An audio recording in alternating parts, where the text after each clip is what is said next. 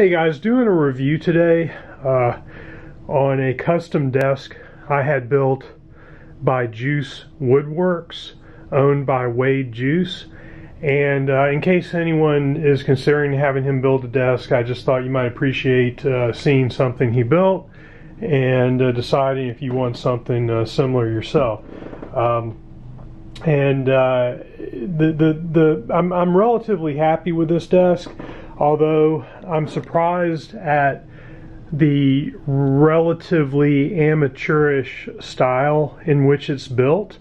Of course, you order something like this because it's not factory built, it's going to be unique and handmade and kind of rustic looking. So that's definitely what I was going for, and it definitely satisfies that that criteria. It's very rustic, and it's very attractive. I like the way it looks.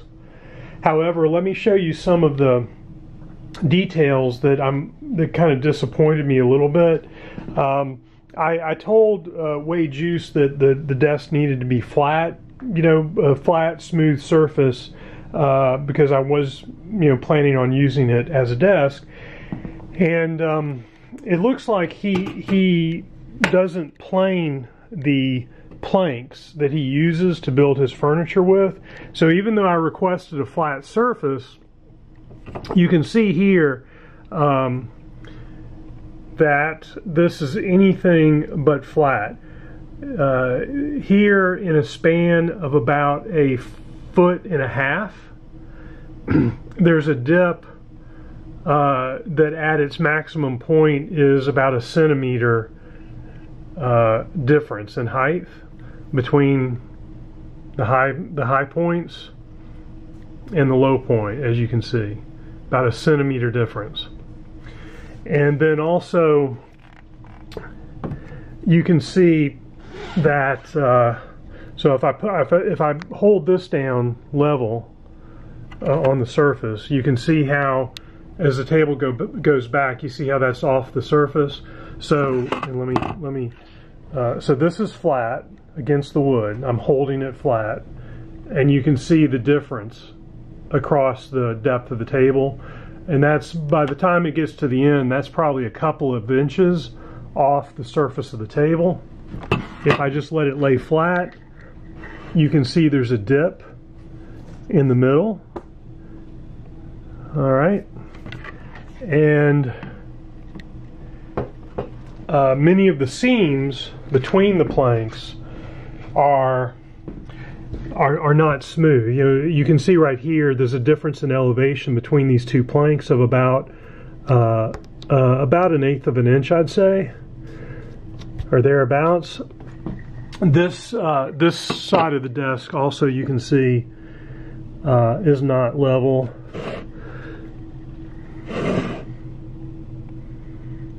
Okay, and again, back at the front here where the keyboard would rest, you can see, because of the difference in height, the keyboard doesn't, you have to position it just right. And if I scoot it back some and let most of the weight rest on the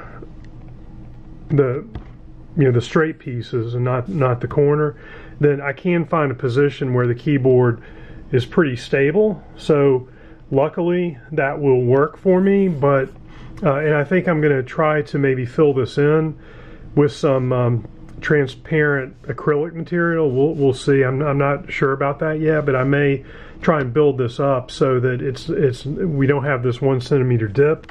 You can see here again, that's the other side of where the 1 centimeter dip is. If I follow it, you can see where it joins the side. It's quite a big difference in elevation there. So, it's obvious he didn't plane the boards, and I was kind of expecting that. There's some other aspects that I was a little disappointed in.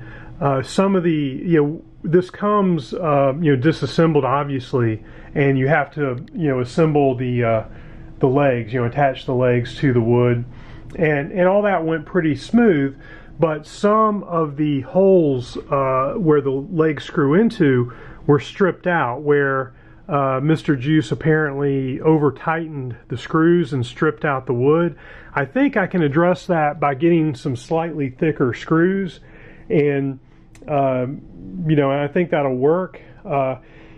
It's not threatening the integrity of the table though, because where these two pieces are joined together, there's some metal plates underneath here, one about here and one over there somewhere, that join these two pieces together. And back in the corner is where the stripped out screws are.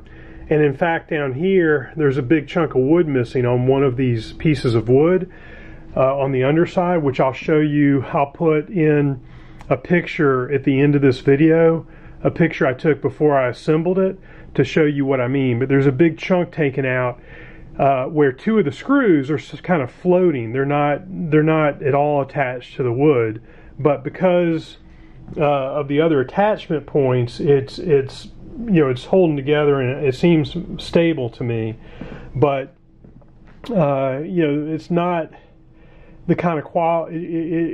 It's kind of amateurish quality, and less than what I was expecting from something that was handmade like this. I would expect better quality, not inferior quality.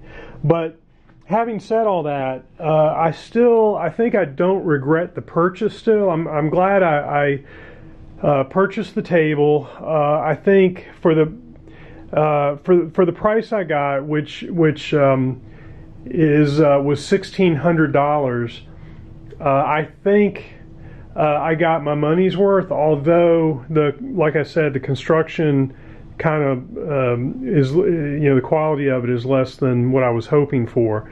But it's very functional. It works. It looks good, and I think I can remedy some of the problems with the uneven nature of the wood. I think I can fix that, and it doesn't make the desk unusable. I will say that the quality of the metal legs is very good, very high quality. Very professionally put together, welded, and the welds are ground smooth, and very, very good quality on the legs. No complaints there. The only problem is the quality of the woodworking. And it's funny, it's hit and miss. Sections of it, like these first two planks, are very well done. If you look at these first two planks, the wood looks nice. They're pretty well joined together. There's a little bit of a catch there. They're not perfectly joined, but it's not terrible. This join is nearly perfect. There's no, my fingernail doesn't catch at all, and so it's kind of strange.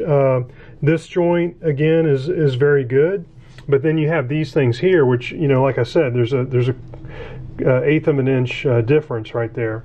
So just kind of odd, and lacking the kind of craftsmanship I was hoping for. But if you're looking for something that looks rustic, then I'd say it's perfect. So I guess that's about it. I'll tell Wade Guice about this video, and if he wants to reply to the video, he's welcome to do so. Thanks, guys. Bye.